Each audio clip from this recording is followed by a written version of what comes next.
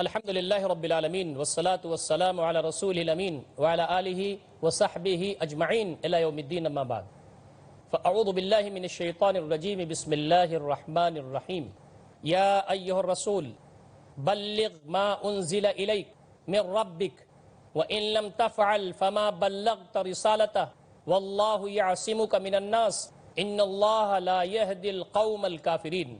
محترم ناظرین کرام، بزرگوں، نوجوان بھائیوں، عفت مآب ماں اور بہنوں، السلام علیکم ورحمۃ اللہ وبرکاتہ۔ مخصوص پروگرام رمضان اور قرآن کے اس نئے پروگرام میں آپ کی خدمت میں حاضر ہوں۔ قرآن مجید اللہ رب العزت کی عظیم الشان کتاب ہے۔ قرآن مجید کی برکت کا کیا عالم ہوگا، اس کی عظمت کا کیا عالم ہوگا، اس کا اندازہ ہمیں کرنا ہے۔ قرآن مجید کے حقوق پر گفتگو چل رہی تھی۔ قرآن مجید کا پہلا سب سے اہم حق یہ ہے کہ اس کو پڑھا جائے، اس کی تلاوت کی جائے صحیح انداز سے، تلفظ کے ساتھ۔ قرآن مجید کا دوسرا بڑا حق یہ ہے کہ قرآن مجید جب پڑھا جائے تو خاموشی سے سنا جائے اور خاموش رہا جائے، غور سے سنا جائے۔ قرآن مجید کا تیسرا بڑا حق یہ ہے کہ قرآن مجید پر غور و فکر کیا جائے، تدبر کیا جائے۔ اور قرآن مجید کا ایک حق یہ ہے کہ قرآن مجید پر عمل کیا جائے۔ یہ باتیں اب تک ہم آپ کے سامنے کتاب و سنت کی روشنی میں بیان کرتے آئے ہیں۔ محترم ناظرین کرام، آج قرآن مجید کا ایک اور حق جو بہت اہم ہے، اس پر گفتگو۔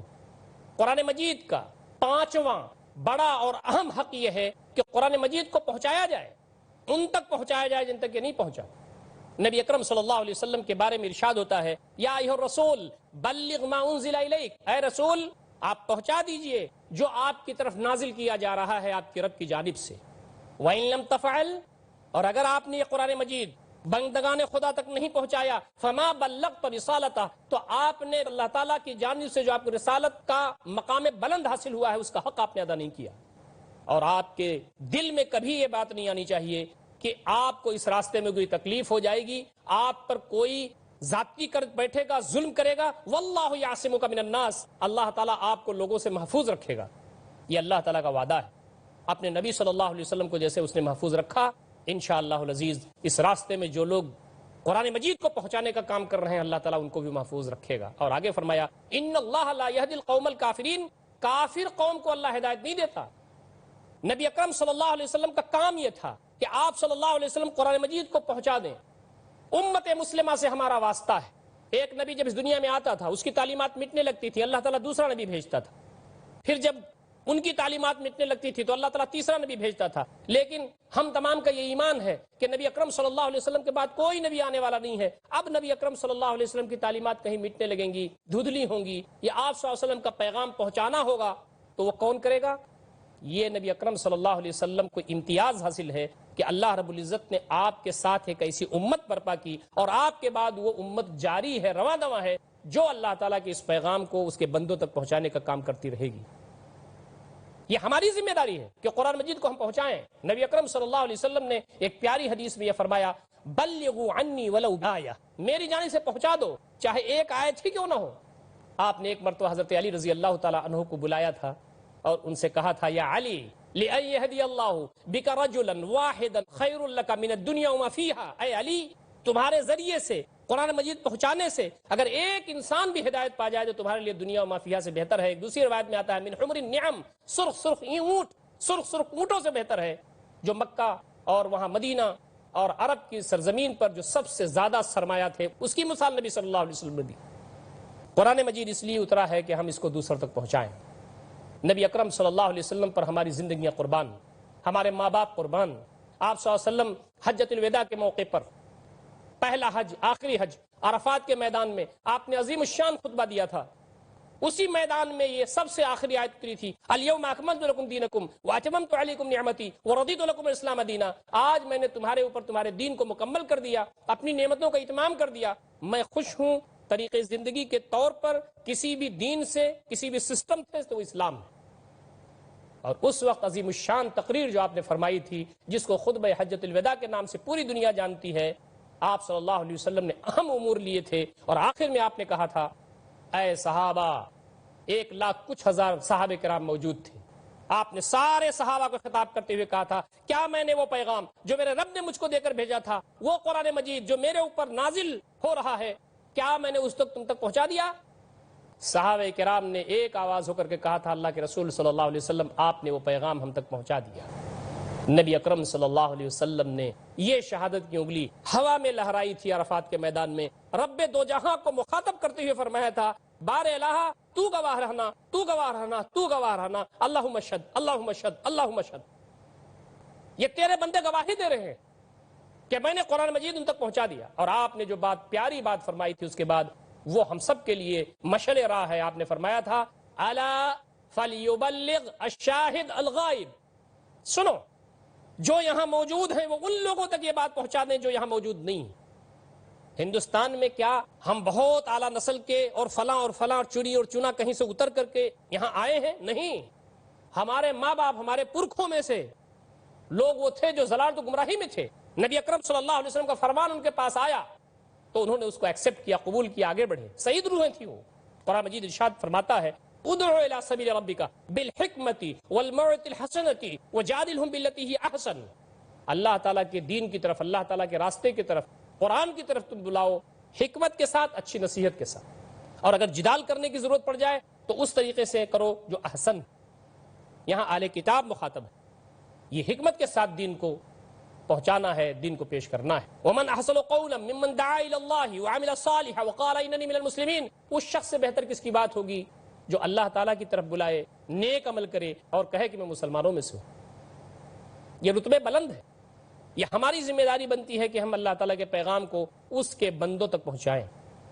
نبی مکرم صلی اللہ علیہ وسلم کی دل میں ہوک تھی، ایک دن رات صبح شام ایک ایک دروازہ نہیں تھا ایسا جو بچا ہو اس کو کھٹکھٹایا نہ ہو، ایک ایک بار، دو دو بار، 10 بار آپ نے دعوت دی تھی، پیار کے ساتھ، محبت کے ساتھ، اپنائیت کے ساتھ، دل کی رگوں کی گہرائیوں میں ایک پیار، ایک محبت، ایک ہوک کے ساتھ۔ جب آپ کی قرآن کی دعوت اللہ کے بندے ٹھکرا دیتے تھے تو آپ کو تکلیف ہوتی تھی۔ یہی تکلیف ہمارے پاس، کاش کہ یہ لوگ سمجھ لیتے، یہ لوگ جانتے نہیں ہیں۔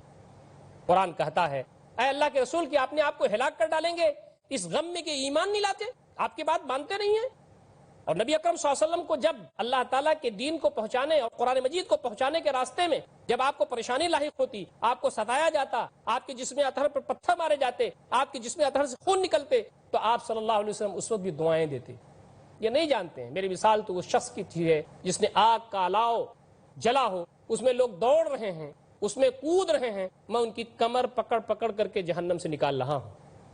طائف کے بازار میں دعوت دین، قرآن مجید پہنچانے کے لیے نبی اکرم صلی اللہ علیہ وسلم پہنچتے ہیں تو وہاں پر اوباش پیچھے لگا دیے گئے، وہ جسم جس سے بہتر نہ کوئی پیدا ہوا، نہ ہے، نہ قیامت تک ہوگا، نبی اکرم صلی اللہ علیہ وسلم کی جسم اطہر پر پتھر مارے اوباشوں نے، جسم میں اطہر کے مختلف جگہوں سے خون نکل رہا تھا اور جوتیوں میں اکٹھا ہو رہا تھا۔ حضرت زید آپ کے ساتھ تھے، کسی طرح سے انہوں نے آپ کو باہر نکالا۔ فرشتہ جب یہ پیشکش کرتا ہے کہ انہوں نے آپ کی عزت کو، آپ کی عظمت کو، آپ کے احترام کو نہیں سمجھا، آپ اشارہ کیجئے، اللہ رب العزت کی طرف سے میں بھیجا گیا ہوں، ان کو پیس کر کے میں رکھ دوں گا، پہاڑیوں کے درمیان رکھ کر کے اس پوری بستی کو برباد کر دی جائے۔ آپ صلی اللہ علیہ وسلم نے کہا نہیں نہیں نہیں نہیں، یہ نہیں جانتے کہ ان کا اچھا کیا ہے، ان کا برا کیا ہے۔ مجھے لگتا ایسا ہے کہ اگر یہ ایمان نہیں لاتے تو ان کے بعد جو نسل آئے گی وہ ضرور ایمان لائے گی، اور ایسی ہوا۔ قرآن مجید کو پہنچانے کی ذمہ داری ہماری ہے، کون پہنچائے گا؟ آج پوری دنیا میں اندھیرا ہے، آج پوری دنیا مسائل سے دوچار، انفرادی مسائل، اجتماعی مسائل، گھر کے مسائل، بازار کے مسائل، حکومتوں کے مسائل، طرح طرح کے مسائل ہیں۔ اللہ رب العزت کے قرآن مجید پر بھیجے ہوئے نسخے کیمیا پر جب تک لوگ نہیں چلیں گے ان کے مسائل نہیں حل ہو سکتے۔ یہ فطری حل ہے، یہ قانون کی کتاب ہے، نبی اکرم صلی اللہ علیہ وسلم کے ذریعے ہم کو اللہ تعالیٰ نے بھیجی ہے۔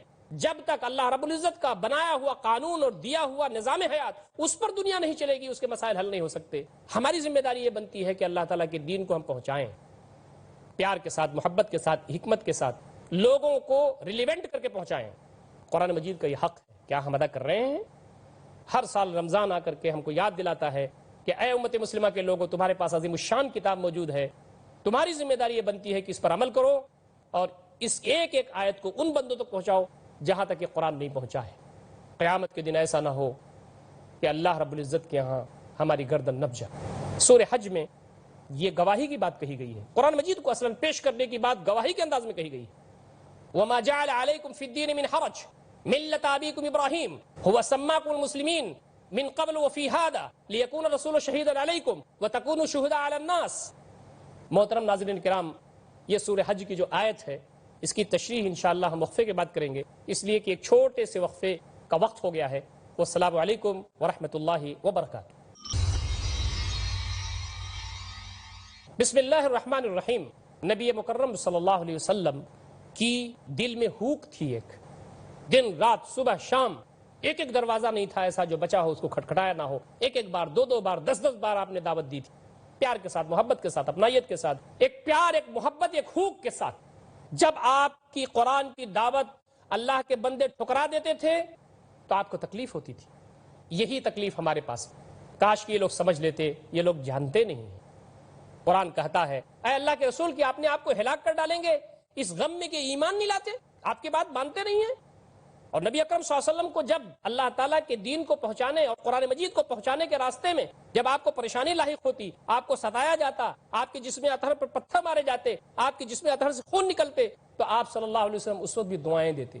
یہ نہیں جانتے ہیں، میری مثال تو اس شخص کی تھی ہے جس نے آگ کا الاؤ جلا ہو، اس میں لوگ دوڑ رہے ہیں، اس میں کود رہے ہیں، میں ان کی کمر پکڑ پکڑ کر کے جہنم سے نکال رہا ہوں۔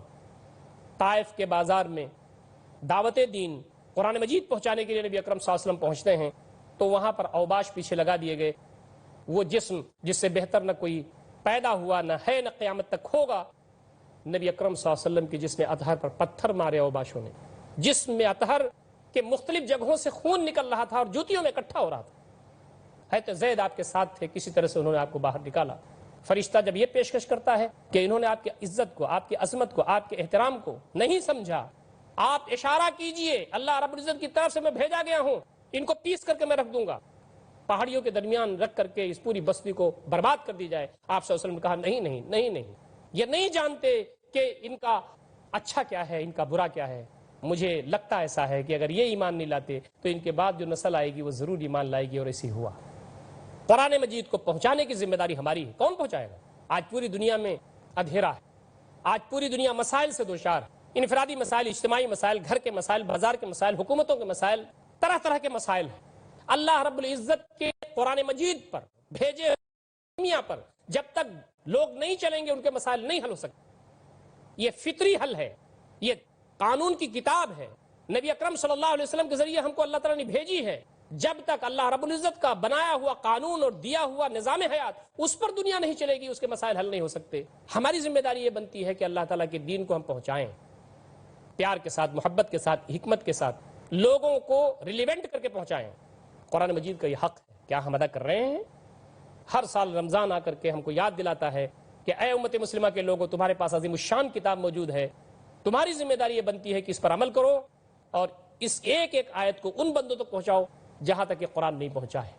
قیامت کے دن ایسا نہ ہو کہ اللہ رب العزت کے ہاں ہماری گردن نپ جائے۔ سورہ حج میں یہ گواہی کی بات کہی گئی ہے، قرآن مجید کو اصلاً پیش کرنے کی بات گواہی کے انداز میں کہی گئی ہے۔ وَمَا جَعَلَ عَلَيْكُمْ فِي الدِّينِ مِنْ حَرَجٍ مِلَّةَ أَبِيكُمْ إِبْرَاهِيمَ هُوَ سَمَّاكُمُ الْمُسْلِمِينَ مِنْ قَبْلُ وَفِي هَذَا لِيَكُونَ الرَّسُولُ شَهِيدًا عَلَيْكُمْ وَتَكُونُوا شُهَدَاءَ عَلَى النَّاسِ۔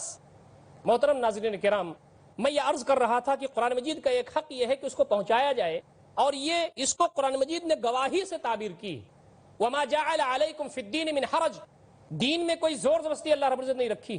ملت ابیکم ابراہیم، یہ تمہارے باپ ابراہیم کی ملت ہے۔ ہوا سماکم المسلمین، اس نے تمہارا نام مسلمان رکھا ہے۔ من قبل وفی ھذا، اس سے پہلے بھی اور اس شریعت میں بھی۔ کیوں؟ لیکون الرسول شہیدا علیکم وتکونوا شہداء علی الناس، تاکہ تم لوگوں پر گواہ بنو۔ لیکون الرسول شہیدا علیکم، تاکہ رسول تمہارے اوپر گواہ بنے۔ وتکونوا شہداء علی الناس، اور تم لوگوں پر گواہ بنو۔ اس لیے قرآن مجید کا ایک بہت بڑا حق ہمارے اوپر یہ ہے کہ ہم اس کو دوسروں تک پہنچائیں، بندگان خدا تک پہنچائیں۔ نبی اکرم صلی اللہ علیہ وسلم نے فرمایا بلغوا عنی ولو آیہ، میری جانب سے پہنچا دو قرآن مجید، چاہے ایک آیت ہی کیوں نہ ہو۔ محترم ناظرین کرام، قرآن مجید کا ایک اور حق ہے، میں چاہتا ہوں کہ پروگرام کی اختتام سے پہلے میں اس پر بھی آپ کے سامنے تھوڑی سی روشنی ڈال دوں۔ عام طور پر لوگوں کے نظروں سے وہ چیز اوجھل رہتی ہے۔ عام طور پر قرآن مجید کے حقوق ہی 5 سمجھے جاتے ہیں۔ قرآن مجید کا ایک بڑا حق، اہم حق یہ ہے کہ قرآن مجید کو نافذ کیا جائے اس زمین پر۔ قرآن مجید ایک دستور کی کتاب ہے، قانون کی کتاب ہے۔ جب تک قرآن مجید اس زمین پر نافذ نہیں ہوگا، لوگوں کے مسائل حل نہیں ہوں گے۔ الحکم الا للہ، امر اللہ تعبدوا الا ایاہ، حکم نہیں ہے مگر اللہ رب العزت کا۔ امر اللہ تعبدوا الا ایاہ، اس نے حکم دیا ہے کہ تم عبادت نہ کرو اسی کی۔ جب پوری کائنات اس کی ہے، پوری کائنات میں حکم اس کا چلتا ہے، تو انسانوں تم اپنے اندر بھی اس کا حکم چلاؤ۔ قرآن مجید یہ ہم کو بتاتا ہے کہ اللہ رب العزت کا حکم کیا ہے۔ کیا اللہ تعالیٰ کے علاوہ میں کسی کو فیصل سمجھوں، حکم دینے والا سمجھوں، آرڈر دینے والا سمجھوں؟ وہی ہے جس نے تمہارے طرف کتاب کو نازل کیا ہے، جو کتاب مفصل ہے، تفصیل کے ساتھ بات کرتی ہے۔ قرآن مجید میں اللہ رب العزت کے احکامات، پوری دنیا میں اس کے احکامات چل رہے ہیں۔ قرآن مجید میں احکامات اس کے بیان ہوئے ہیں کہ بندے اس کو اپنی زندگی میں نافذ کریں۔ ایک جگہ اور ارشاد ہوتا ہے افحکم الجاہلیت یبغون ومن احسن من اللہ حکما لقوم یوقنون، کیا یہ جاہلیت کا فیصلہ چاہتے ہیں؟ نبی اکرم صلی اللہ علیہ وسلم خطاب کر کے اللہ فرماتا ہے کہ کہہ دیجئے کیا یہ جاہلیت کا فیصلہ چاہتے ہیں؟ جاہلیت کا فیصلہ اگر یہ چاہتے ہیں تو ان کو بتا دیجئے کہ اللہ رب العزت سے زیادہ یقین کرنے والے لوگوں کے لیے کسی کا فیصلہ قابل قبول نہیں ہوتا۔ یہ کفر کا اور شرک کا اور شیطان کے متبعین یہ ہیں، ان کا فیصلہ یہ چاہتے ہیں، ان کا حکم چاہتے ہیں، لیکن جو اللہ رب العزت پہ یقین رکھتے ہیں، ایمان رکھتے ہیں، ان کے لیے اللہ رب العزت کا فیصلہ ہی قابل قبول ہوتا ہے۔ قرآن مجید نے توریت کے بارے میں بھی یہ کہا ہے کہ توریت کے مطابق عمل ہونا چاہیے اور توریت کے مطابق فیصلہ ہونا چاہیے۔ انجیل کے بارے میں بھی یہ کہا ہے کہ انجیل کے مطابق فیصلہ ہونا چاہیے۔ قرآن کے بارے میں یہ کہا ہے کہ قرآن کے مطابق فیصلہ ہونا چاہیے۔ تورات اور انجیل میں تو انہوں نے تحریف کر دی، اب اتھینٹک کتاب قرآن مجید بچی ہے۔ کہا کہ جو قرآن مجید کے مطابق فیصلہ نہیں کرتے وہ فاسق ہیں، وہ ظالم ہیں، وہ کافر ہیں۔ آج مسلمانوں کو آپ دیکھتے ہیں آسانی کے ساتھ باطل کی عدالتوں میں فیصلہ لینے اور فیصلہ دینے وہ پہنچ جاتا ہے۔ اسے اللہ کے نبی صلی اللہ علیہ وسلم کا فیصلہ، اسے اللہ رب العزت کا فیصلہ، اسے قرآن کا فیصلہ نہیں پسند ہے، جبکہ یہ بات کہی گئی ہے فَإِن تَنَازَعْتُمْ فِي شَيْءٍ فَرُدُّوهُ إِلَى اللَّهِ وَالرَّسُولِ، اگر تمہارے درمیان کبھی نزاع پیدا ہو جائے، کوئی جھگڑا پیدا ہو جائے، اللہ اس کے رسول کی طرف لوٹاؤ، جس کی شریعت میں کہا گیا ہے، جس کے دین میں یہ کہا گیا ہے۔ اس کا حال یہ کیوں؟ قرآن مجید ہم سمجھتے نہیں، قرآن مجید پر ہماری زندگی ہے نہیں، اور قرآن مجید کے بارے میں ہم کو یہ بھی نہیں معلوم ہے کہ قرآن مجید کون سی کتاب ہے۔ آج پوری دنیا میں دو چیزیں ایسی ہیں جس سے باطل لرز رہا ہے، ایک تو قرآن مجید اور دوسری نبی اکرم صلی اللہ علیہ وسلم کی ذات گرامی۔ اسی لیے آپ دیکھتے ہیں کہ ریشہ دوانیاں جو پوری دنیا میں ہوتی ہیں وہ یا تو قرآن مجید کے سلسلے میں ہوتی ہیں یا نبی محترم صلی اللہ علیہ وسلم کی ذات گرامی کے ارد گرد گھومتی ہیں۔ دو ہی پوائنٹ ہے اس وقت دشمنان اسلام کے پاس ٹارگٹ کرنے کا۔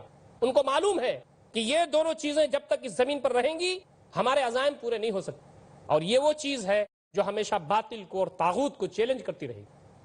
قرآن مجید کا یہ حق بنتا ہے کہ قرآن مجید کو اس زمین پر نافذ کیا جائے، اس پر عمل کیا جائے، اور اگر بندگان خدا اس پر عمل نہیں کرنے کے لیے تیار ہیں تو پوری دنیا میں سکون رکھنے کے لیے، اطمینان رکھنے کے لیے ایسے شاطر اور بدماش لوگوں کو مجبور کیا جائے کہ وہ اللہ رب العزت کی پابندی اور اللہ رب العزت کی غلامی کی طرف آئیں۔ ایسا نظام قائم ہو اس دھرتی پر جیسا کہ نبی مکرم صلی اللہ علیہ وسلم نے قائم کر کے دکھایا۔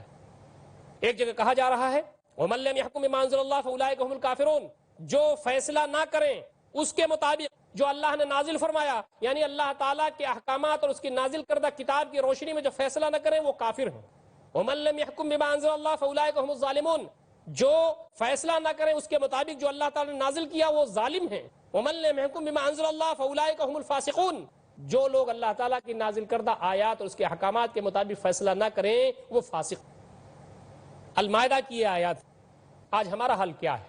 اللہ رب العزت سب سے بڑا حاکم، اسی کا حکم پوری زمین پر چل رہا ہے۔ الیس اللہ باحکم الحاکمین، کیا اللہ رب العزت سارے حاکموں کا حاکم نہیں ہے؟ قرآن مجید حکم کی کتاب ہے، قرآن مجید قانون کی کتاب ہے۔ ہماری ذمہ داری بنتی ہے کہ قرآن مجید کے نفاذ کے لیے ہم اس دنیا میں کوشش کریں۔ ایک اور آیت میں اللہ رب العزت نے ارشاد فرمایا ہے اقیموا الدین ولا تتفرقوا فیہ، دین کو قائم کرو، یعنی قرآن کو قائم کرو اور اس میں کوئی انتشار افتراق میں مبتلا نہ ہو۔ نبی مکرم صلی اللہ علیہ وسلم نے دین کو قائم کر دیا، آپ کے بعد حضرات خلفائے راشدین نے دین کو قائم کیا، سکون تھا، اطمینان تھا، چین تھا، امن تھا، شانتی تھی، دنیا کے مسائل حل ہو رہے تھے، عدل تھا، انصاف تھا، چاہے چھوٹا ہو چاہے بڑا ہر شخص کو انصاف مل رہا تھا۔ یہ قرآن مجید کے ذریعے ہوا۔ انبیاء اس دنیا میں نماز پڑھوانے کے لیے نہیں آتے تھے، انبیاء اس دنیا میں روزہ رکھوانے کے لیے نہیں آتے تھے، انبیاء اس دنیا میں عبادات صرف کروانے کے لیے نہیں آتے تھے، انبیاء کا کام صرف عبادات کی تعلیم دینا نہیں تھا، وہ تو بندے کو قابو میں کرنے کے لیے، اللہ تعالیٰ سے جوڑنے کے لیے وہ چیز ضروری ہے۔ انبیاء اس دنیا میں بھیجے جاتے رہے، کتابیں اس لیے اتاری جاتی رہیں تاکہ اس دنیا میں انصاف قائم ہو جائے، لقد ارسلنا رسلنا بالبینات وانزلنا معهم الکتاب والمیزان لیقوم الناس بالقسط. ہم نے اس زمین پر انبیاء بھیجے، رسول بھیجے، اور ان کے ساتھ قرآن بھیجا، حق و باطل کے درمیان تمیز کرنے والی چیز بھیجی تاکہ اس زمین پر انصاف قائم ہو جائے. آج جسٹس کا مسئلہ ہے، پوری دنیا میں جسٹس کا مسئلہ ہے، انصاف کا مسئلہ ہے. گھر کے اندر انصاف، باہر کے اندر انصاف، کمزور اقوام کے درمیان انصاف، کالے اور گورے کے درمیان انصاف. نبی محترم صلی اللہ علیہ وسلم نے انصاف کر کے دکھا دیا. اور قرآن مجید جب تک ہوگا ساری عصبیتیں سر نہیں اٹھا سکتی، کوئی عصبیت سر نہیں اٹھا سکتی. اور اس دنیا میں مساوات ہوگا، امن ہوگا، شانتی ہوگی، مسائل حل ہوں گے. لیکن قرآن مجید کو نافذ کون کرے گا؟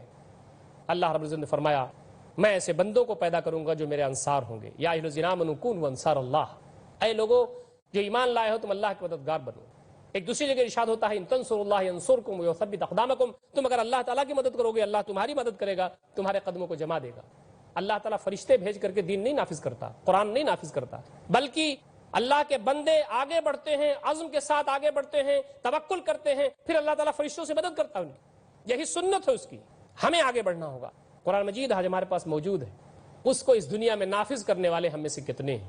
کتنے لوگ ہیں جو قرآن مجید کو اس جذبے سے پڑھتے ہیں، اس جذبے سے لیتے ہیں کہ یہ قرآن مجید اس زمین پر ویسے ہی نافذ کرنے کے لیے آیا ہے جیسے نبی اکرم صلی اللہ علیہ وسلم نے نافذ کیا تھا، جیسے نبی اکرم صلی اللہ علیہ وسلم نے اس کو غالب کیا تھا، جیسے آپ کے بعد حضرات خلفائے راشدین نے قرآن مجید کی بالادستی کو اس زمین پر قائم کیا تھا.